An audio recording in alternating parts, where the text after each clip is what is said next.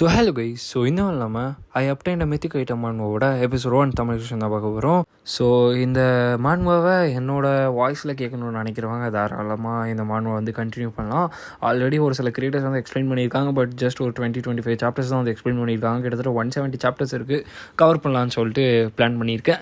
So அதனால் உங்களோட சப்போர்ட்டை மறக்காமல் கொடுங்க. ஸோ ஒரு பேசாமல் ஸ்ட்ரைட்டாக வீடியோக்குள்ளே வந்து போயிடலாம். ஸோ எபிசோட் 1 ஸ்டார்டிங்லேயே வந்துட்டு ரைடர்ஸ் இவங்க வந்து டீமன்ஸ் ஹண்ட் பண்ணுவாங்க, ட்ரெஷர்ஸ் எடுப்பாங்க, அதுவும் இல்லாமல் ஹியூமன்ஸை ப்ரொடெக்ட் பண்ணுவாங்க.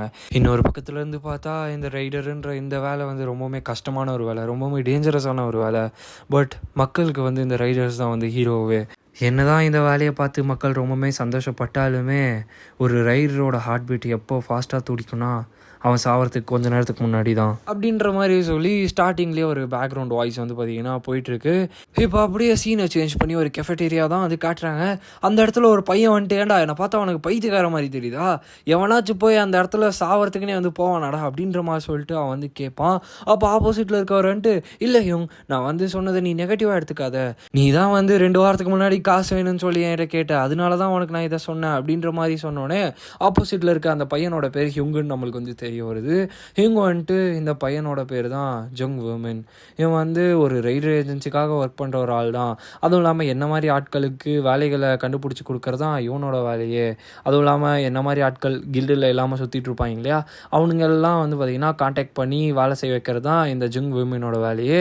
இந்த மாதிரி தான் 2 வாரத்துக்கு முன்னாடி நம்மளோட ஹீரோ, அதாவது இந்த ஹியூங் தான் நம்மளோட ஹீரோ, இவன் வந்துட்டு காசு இல்லைன்னு சொல்லிட்டு ஜங் வெர்மினை வந்து கான்டாக்ட் பண்ணியிருப்பான். அதனால தான் வந்து பார்த்திங்கன்னா இந்த ஜங் வெர்மினுமே வந்து நம்ம ஹீரோ வந்து கால் பண்ணி இந்த மாதிரி கூப்பிட்ருப்பான், எனக்கு வந்து ஒரு வேலை இருக்குது அப்படின்னு சொல்லிட்டு. பட் நம்ம ஹீரோ வந்துட்டு என்னடா வேலையாக இருக்குன்னு சொல்லி வந்து பார்த்தா இந்த இடத்துல அவனுக்கு வேலையாக என்ன கொடுக்க போகிறாங்கன்னா, ஒரு டஞ்சனுக்குள்ளே போகும்போது முன்னாடி வந்து ஷீல்டாக போய் நிற்கணுமா. அதாவது சப்போஸ் முன்னாடி எதனா ஒரு ஆபத்து வருதுன்னு வச்சுக்கோங்களேன், சப்போஸ் அந்த இடத்துல ஒரு 100 வந்து சமன் ஆகிறானா ஃபஸ்ட்டு போட்டு தள்ளுறது இவனை தான் இருக்கும். அதனால வந்து பேசிக்காக என்னை கொலை பண்ணுறதுக்காக வந்து என்னை ஒரு ஆடாக வந்து கூட்டு போகிறதுக்கு ஒரு வேலையாக வந்து கொடுக்குறியாடான்ற மாதிரி சொல்லிட்டு நம்ம ஹீரோ வந்து கோவப்படுவான்.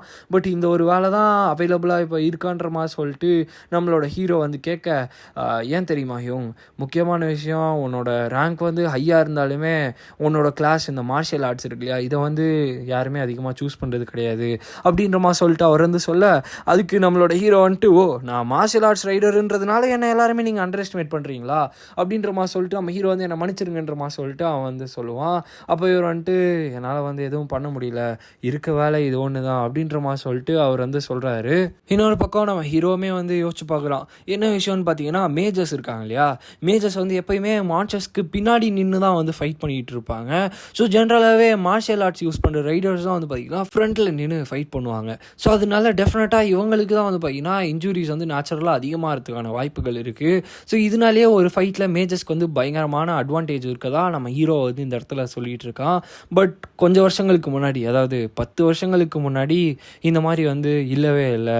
இப்போ தான் உலகம் வந்து இந்த மாதிரி மாறிடுச்சு. 10 வருஷத்துக்கு முன்னாடி மார்ஷியல் ஆர்ட் ரைடர்ஸ்லாம் ரொம்பவே பயங்கர இதுவாக இருந்தாங்க. நான் வந்து அந்த டைமே மேஜாக வந்து சூஸ் பண்ணியிருந்தேன்னா இந்நேரத்துக்கு நான் சந்தோஷமாக இருந்திருப்பேன் அப்படின்ற மாதிரி சொல்லிட்டு நம்ம ஹீரோ வந்து சொல்கிறான். கரெக்டாக வந்து 11 வருஷங்களுக்கு முன்னாடி, அதாவது நம்ம ஹீரோவோட ஹை ஸ்கூல் 3rd இயரை வந்து காட்டுறாங்க. அவனுக்கு வந்து இந்த ஆப்டிடியூட் எவாலுவேஷனுன்ற அந்த டெஸ்ட்டில் பயங்கரமான ரிசல்ட் வந்து கிடச்சிச்சாமா. அதனால அவன் வந்துட்டு மில்லஸ் அகாடமின்ற ஒரு இடத்த வந்து சூஸ் பண்ணி அதுக்குள்ளே வந்து பார்த்திங்கன்னா போகிறான், அங்கே ட்ரெயின் பண்ணலான்னு சொல்லிட்டு. அந்த இடத்துல ஆப்டிடியூட் ரிசல்ட் இருக்கு இல்லையா, அந்த டெஸ்ட்டுக்கான ரிசல்ட் நம்ம ஹீரோ வந்து 97%. அதாவது கிட்டத்தட்ட டாப் மேஜர்ஸில் ஒரு ஆளாக இருக்க சியோனா ஈனாவே வந்து பார்த்திங்கன்னா 92 தான் வந்து எடுத்தாங்க. பட் நம்ம ஹீரோ வந்து 97% வந்து எடுத்திருப்பான். ஸோ அதனாலே இந்த ரிசல்ட் வந்து கிட்டத்தட்ட பயங்கரமாக யாராலே நம்ப முடியாத மாதிரி இருந்துச்சு. அதுவும் இல்லாமல் மார்ஷியல் ஆர்ட்ஸ் இருக்கு இல்லையா, அதில் நம்ம ஹீரோவோட ரிசல்ட்டாக வந்து 34% தான் வந்து வந்துச்சான். அதனால வந்துட்டு சரின்னு சொல்லிட்டு நம்ம ஹீரோவுமே வந்து பார்த்திங்கன்னா மார்ஷியல் ஆர்ட்ஸ் கிளாஸே வந்து சூஸ் பண்ணியிருப்பான். வேறு எதுவும் எனக்கு ரீசனே இல்லைன்ற மாதிரி சொல்லிட்டு நம்ம ஹீரோவுமே இந்த இடத்துல வந்து சொல்கிறான். அதுவும் இல்லாமல் 10 வருஷங்களுக்கு முன்னாடி மேஜர்ஸ்க்கு தான் டிஸ்அட்வான்டேஜ் இருந்துச்சு. பட் 10 வருஷத்தில் எப்படியான உலகம் மாறுன்றதை நம்ம ஹீரோ இப்போ தான் வந்து புரிஞ்சுக்கிறான். அதாவது இந்த 11 வருஷத்துக்கு முன்னாடி நான் மேஜாக வந்து மாறி இருந்தேன்னா இந்நேரத்துக்கு நான் ஒரு ரொம்பவுமே நிம்மதியான ஒரு நல்ல வாழ்க்கையை வந்து வாழ்ந்திருப்பேன்னு நினைக்கிறேன். ஒரு ரைடரோட வாழ்க்கை இருக்குது பார்த்தீங்களா, அதோட க்ரோத் வந்து பார்த்திங்கன்னா கிட்டத்தட்ட 20 வயசுலேயே வந்து ஸ்டாப் ஆயிருமா.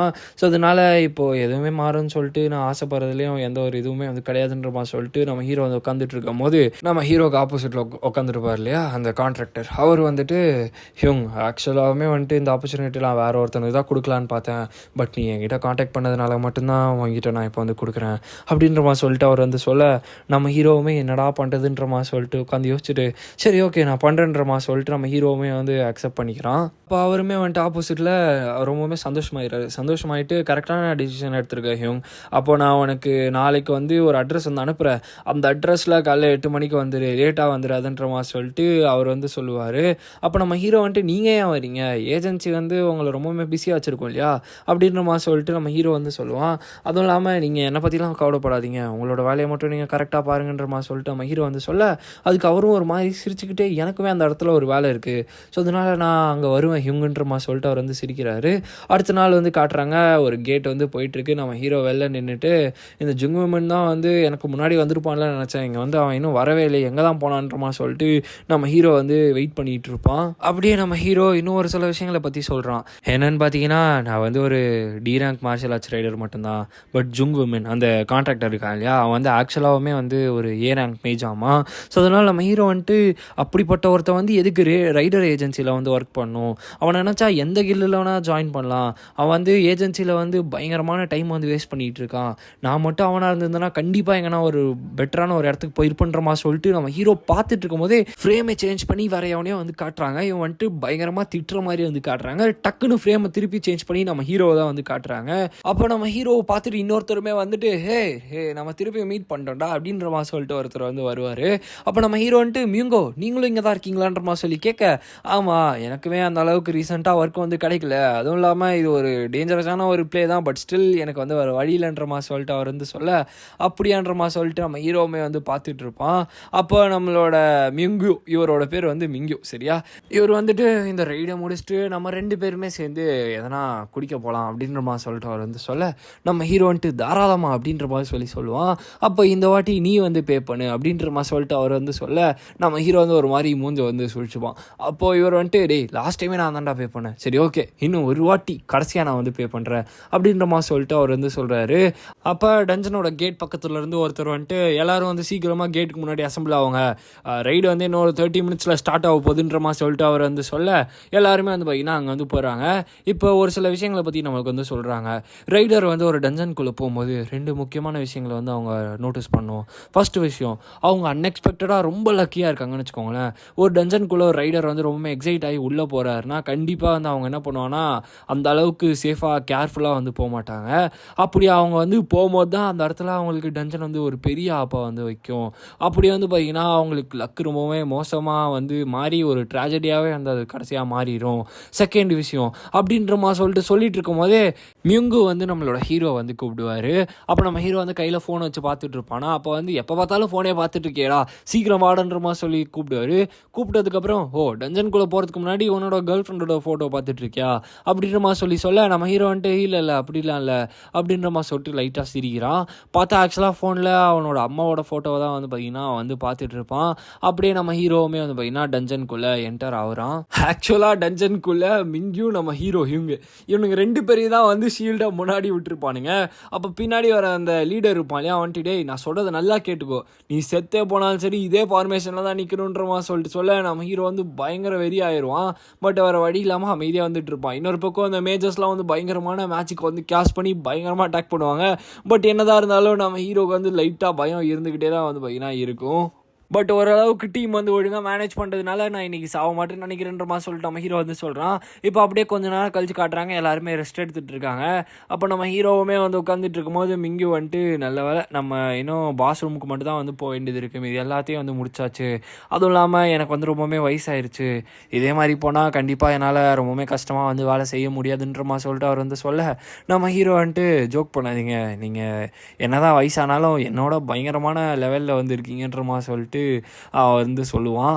அப்போ நம்மளோட மிங்கு வந்துட்டு டேயும் முக்கியமான ஒரு விஷயம் சொல்ல மாட்டேன்ட்டேன், நீ வந்து எதனா ஐட்டம் ட்ராப்ஸ் இருக்கான்னு செக் பண்ணியா அப்படின்ற மாதிரி சொல்லிட்டு அவர் வந்து சொல்லுவார். ஏன்னா இது வந்து ஒரு ஏ ரேங்க் டஞ்சன், ஸோ அதனால இந்த இடத்துல கண்டிப்பாக எதனா ஒரு ஐட்டம் ட்ராப் வந்து இருக்கும், அதுவும் அது மோசமாக இருக்காது, ஸோ செக் பண்ணி பாருன்ற மாதிரி சொல்லிட்டு சொல்ல நம்ம ஹீரோ வந்துட்டு எனக்கு தெரியல நான் வந்து செக் பண்ணி பார்க்குறேன்ற மாதிரி சொல்லிட்டு அவனோட ஸ்க்ரீனை வந்து ஆன் பண்ணி பார்க்குறான். பார்த்தா டக்குன்னு அவனோட ஸ்க்ரீன்லாம் பயங்கரமாக கிளிச்சான மாதிரி ஆயிடுது. நம்ம ஹீரோக்கு ஒரு மாதிரி தலைலாம் வலிக்க ஆரம்பிச்சிருது. என்ன இலை விடாதுன்ற மாதிரி சொல்லிட்டு நம்ம ஹீரோ வந்து பார்க்க ஏசர் சிஸ்டம் வந்து ரொம்பவுமே மோசமான நிலமையில் இருக்குது. அதுவும் இல்லாமல் யூசர் கூட இருக்க அந்த கனெக்ஷன் வந்து டெம்பரரியாக டிஸ்கனெக்ட் பண்ணுறோன்ற மாதிரி சொல்லிட்டு நம்ம ஹீரோக்கு மெசேஜ் வந்து வருது, ஏசு சிஸ்டம் டவுனா. இந்த மாதிரி நான் ஒரு விஷயத்த முதல்ல பார்த்ததே கிடையாதுன்ற மாதிரி சொல்லிட்டு நம்ம ஹீரோ வந்து பார்க்க ஏசு சிஸ்டம் வந்து ஒரு சில ரீசன்ஸ்னால வந்து ரீபூட் பண்ண முடியாமல் ஃபெயில் ஆயிடுச்சுன்ற மாதிரி சொல்லிட்டு சொல்ல நம்ம ஹீரோ வந்துட்டு என்ன எலோடா நடக்குது இங்கன்ற மாதிரி சொல்லிட்டு பார்த்துட்டு இருப்பான். திடீர்னு அவன் கண்ணு முன்னாடி லைட்டை ஃபாலோ பண்ணுங்கன்ற மாதிரி சொல்லிட்டு ஒரு இன்ஸ்ட்ரக்ஷன் வந்து வருது. அப்போ நம்ம ஹீரோ வந்துட்டு பார்த்துட்டு இருப்பான். அப்போ திடீர்னு அவனோட சிஸ்டம் இருக்குல்லையா, அதில் வந்துட்டு ஒரு அன்னோன் எக்ஸிஸ்டன்ஸை வந்து நாங்கள் ஃபில்டர் பண்ணியிருக்கோம், சேஃப் மோடுக்கு உங்களை திருப்பி வந்து ரீஸ்டோர் பண்ணுறோன்ற மாதிரி சொல்லிட்டு அந்த மெசேஜ் வந்து வருது. நம்ம ஹீரோக்கு ஒன்றுமே வந்து புரியாது. அப்போ ரீஸ்டோரிங் ஃபெயில்டுன்ற மாதிரி சொல்லிட்டு வர நம்ம ஹீரோ வந்துட்டு எனக்கு என்ன வாய்ஸ் கேட்குது, லைட்டாக ஃபாலோ பண்ணுமா, ஒன்றுமே புரியலன்ற மாதிரி சொல்லிட்டு பார்த்துட்டு இருக்கும்போது மிங்கி வந்துட்டு ஹிம் எதனா சொன்னியாண்ணா அப்படின்ற மாதிரி சொல்லிட்டு பக்கத்தில் உட்காந்து கேட்டுட்ருப்பாரு. இல்லைன்ற மாதிரி சொல்லிட்டு நம்ம ஹீரோ வந்து சொல்லி பார்ப்பான். அப்போ தான் வந்து நம்ம ஹீரோக்கு வந்து புரியாது, ஆக்சுவலாக இந்த வாய்ஸ் வந்து அவனுக்கு மட்டும் தான் கேட்டிருக்கு. அதுவும் இல்லாமல் அவனை சுற்றி நிறைய லைட்ஸாக வந்து பறந்துட்டுருக்கு. நம்ம ஹீரோ வந்துட்டு என்னடா இதுன்ற மாதிரி சொல்லிட்டு பார்த்துட்டு இருப்பான். நான் இந்த லைட்டை வந்து ஃபாலோ பண்ணும் போலன்ற மாதிரி சொல்லிட்டு நம்ம ஹீரோ வந்து பார்க்க நம்மளோட மிங்கி வந்துட்டு ஹீங்கோ பார்த்து டேய் என்னடா ரொம்பவே வீடாக நடந்துட்டுருக்க, உனக்கு எதனா உடம்பு சரியில்லைன்ற மாதிரி சொல்லிட்டு நம்ம ஹீரோ பார்த்து கேட்க இல்லை அதெல்லாம் ஒன்றும் இல்லை அப்படின்ற மாதிரி சொல்லிட்டு நம்ம ஹீரோ வந்து சொல்கிறான். அப்போ தான் நம்ம ஹீரோக்கு வந்து புரியுது அவன் கண்ணுக்கு மட்டும் தான் இந்த எல்லா விஷயங்களும் வந்து தெரியுதுன்னு சொல்லிட்டு. ஸோ அதனால் நம்ம ஹீரோ வந்துட்டு நான் சீக்கிரமாக இதை வந்து செக் பண்ணுன்ற மாதிரி சொல்லிட்டு நம்ம ஹீரோ வந்துருச்சு கிளம்ப. அப்போ இங்கே வந்துட்டு நம்மளோட ஹீரோ பார்த்து எங்கடா போகிறேன்ற மாதிரி சொல்லி கேட்பாரு. அப்போ நம்ம ஹீரோ வந்துட்டு ஒரு நிமிஷம் நான் வந்து திருப்பி வந்துடுன்ற மாதிரி சொல்லிட்டு அந்த இடத்துல வந்து கிளம்புறான். இந்த இடத்துல இந்த வீடியோ நம்ம என் பண்ணிக்கலாம் கைஸ். ஃபர்ஸ்ட் எபிசோடுன்றதுனால அந்த அளவுக்கு நிறைய விஷயங்கள் எக்ஸ்பெக்ட் பண்ணாதீங்க. பட் இந்த மான்வா ரொம்பவே நல்லாயிருக்கும். 170 சாப்டர் இருக்கிறதுனால தான் இதை வந்து சூஸ் பண்ணியிருக்கேன். கண்டிப்பாக நல்லா சப்போர்ட் கொடுத்தீங்கன்னா கண்டிப்பாக கம்ப்ளீட் பண்ணிடுவேன். அதுவும் இல்லாமல் இந்த எபிசோட் பார்த்தினா உங்களோட ஒப்பீனியனை கமெண்ட் பாக்ஸில் கமெண்ட் பண்ணுங்கள். ஓகேவா, உங்களுக்கே தெரியும்னு நினைக்கிறேன், கிட்டத்தட்ட 2 மாதம் கழித்து வீடியோ போடுறேன். ஸோ அதனால் கொஞ்சம் டச்சு விட்டுச்சு. பட் சீக்கிரமாக நான் வந்து பழைய மாதிரி வாய்ஸ் ஓவர் வந்து கொடுக்க ஸ்டார்ட் பண்ணிடுவேன். ஸோ ஓகே, ஸோ இந்த வீடியோ உங்களுக்கு பிடிச்சிருக்குன்னு நினைக்கிறேன். ஸோ பிடிச்சிருந்துச்சுன்னா லைக் பண்ணிட்டு நம்ம சேனலை வந்து சப்ஸ்கிரைப் பண்ணிக்கோங்க. ஸோ அடுத்து ஒரு நல்ல வீடியோ உங்களை நான் மீட் பண்ணுறேன். So bye guys.